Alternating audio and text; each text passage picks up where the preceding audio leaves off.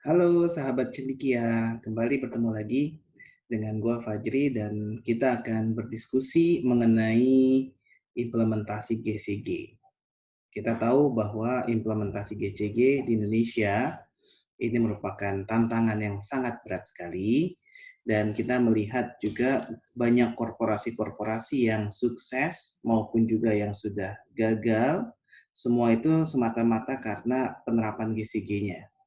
Kita yang memilih jalan kita sendiri, apakah kita akan berhasil ataukah kita akan gagal. Pilihan ada di tangan kita, baik kita sebagai pimpinan di suatu korporasi ataupun di lembaga, maupun kita juga sebagai stakeholders, ya, sebagai orang-orang yang ada di dalam korporasi tersebut.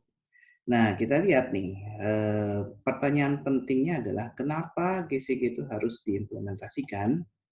Kita bisa lihat di dalam kepingan puzzle ini, ya. Kalau kita lihat kenapa sih GCG harus diimplementasikan? Pertanyaan itu sering muncul pada saat penerapan GCG ini di awal dicanangkan, didengung-dengungkan, disosialisasikan ataupun diinternalisasikan. Kita bisa ambil contoh sederhana, kalau perusahaan itu dikelola secara buruk governance-nya, atau kita sebut dengan bad corporate governance, maka perusahaan tersebut ibaratnya adalah seperti kepingan puzzle yang tidak utuh, belum jadi, ya, kepingan yang berserakan di mana-mana, tersebar di mana-mana. Kita lihat di gambar sebelah kiri adalah contoh perusahaan dengan stakeholders kepentingannya tidak seiring sejalan.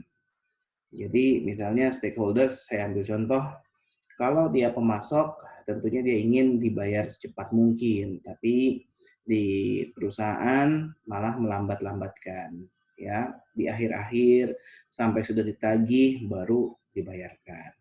Kita juga bisa lihat contoh-contoh stakeholders yang kepentingannya tidak sejalan dengan kepentingan perusahaan. Contoh adalah masyarakat yang berada di lingkungan perusahaan yang melakukan pencemaran lingkungan. Ini tentunya tidak sejalan karena masyarakat ataupun eh, penduduk sekitar dirugikan dengan kehadiran perusahaan. Jadi bad corporate governance akan membawa perusahaan, ya, yang kepentingannya tidak seiring sejalan dengan kepentingan stakeholders.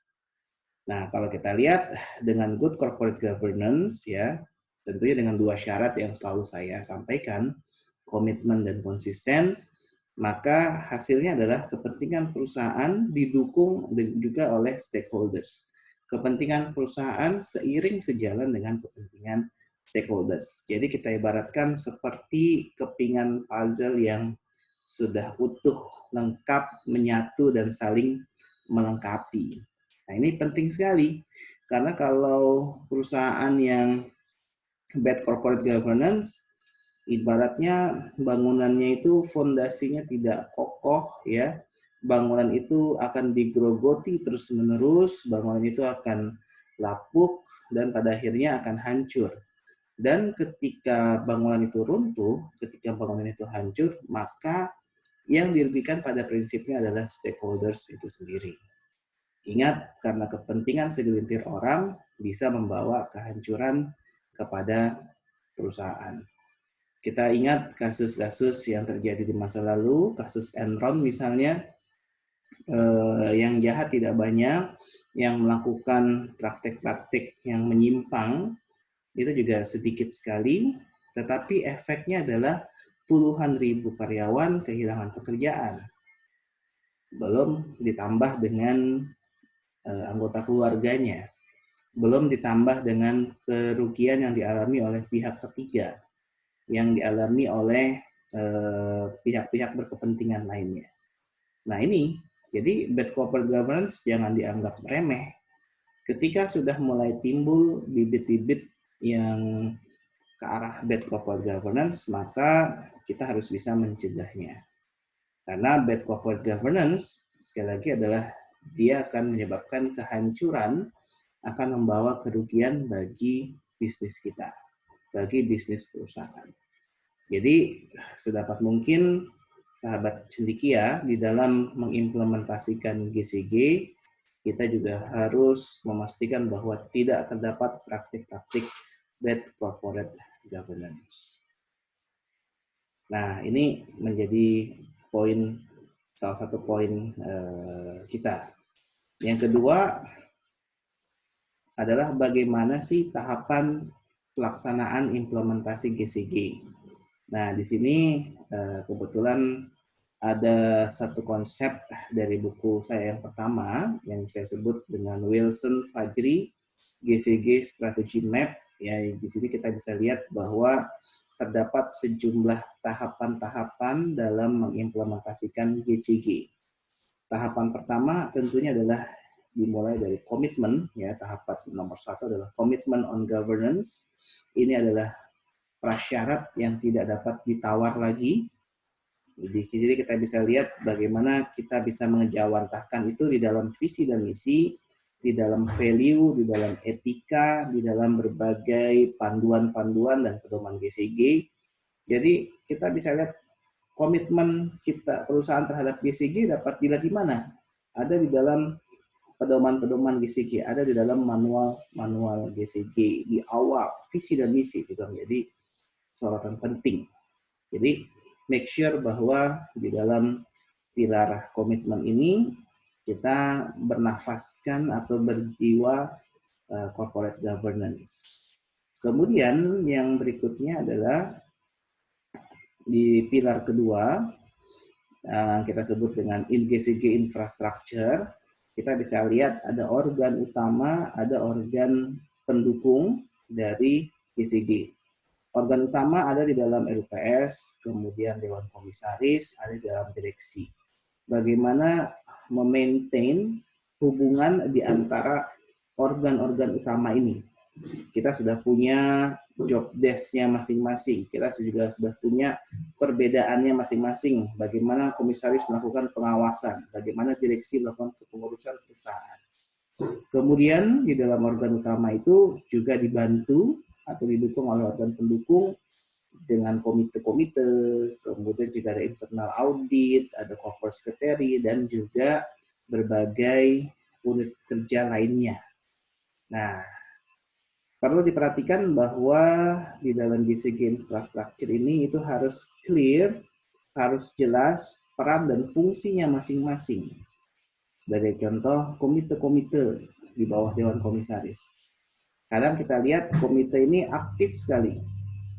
Tetapi perlu diingat bahwa komite pada prinsipnya adalah membantu Dewan Komisaris dalam pelaksanaan tugas pengawasannya. Jadi dia menyediakan analisa, dia menyediakan data, tapi fungsi pengawasan tetap harus dilakukan oleh Dewan Komisaris, tidak bisa pertanggungjawabannya nanti dilimpahkan kepada komite. Itulah mengapa di dalam laporan tahunan ya ada tanda tangan yang menyatakan bahwa kebenaran isi laporan tahunan yang tanda tangan adalah Dewan Komisaris dan direksi. Ya, jadi harus clear peran dan fungsinya. Kemudian di pilar ketiga kita sebut dengan GCG soft structure. Bagaimana kita lihat pedoman-pedoman GCG, kemudian board manual, kemudian juga kebijakan-kebijakan yang lainnya itu harus lengkap. Jadi di dalam tahapan GCG infrastructure, GCG soft structure ini menurut saya sudah tidak ada lagi nih praktik-praktik GCG yang biasanya berdasarkan kebiasaannya, dulunya, seharusnya. Tapi sudah mengacu pada ketentuan-ketentuan kepada aturan yang dimiliki oleh perusahaan. Ya, kita lihat harapannya dengan GCG soft structure ini, ya image kita adalah bagus, ya clean, ya perusahaan yang efektif dan efisien. Nah, setelah pilar 1, pilar 2, dan pilar 3 dimiliki, maka yang berikutnya adalah strategi implementasinya harus bagus. Pendekatan-pendekatan GCG jangan menggunakan pendekatan yang formalitas belaka, seremonial, tanda tangan, selesai. Tapi pada prinsipnya ternyata adalah tetap gaya praktek manajemen kuno yang melakukan bisnis yang hengki-pengki. Ini akan sia-sia saja. Strategi implementasinya seperti apa, itu akan kita kupas khusus nanti di dalam bahasan-bahasan berikutnya. Nah, ujungnya, outcome dari GCG adalah perusahaan yang tarif, ya, perusahaan yang transparan, perusahaan yang akuntabel, perusahaan yang responsibel, independen, dan juga fairness. Dia memenuhi prinsip-prinsip GCG tadi. Kita bisa temui ya di dalam laporan-laporan asesmen GCG.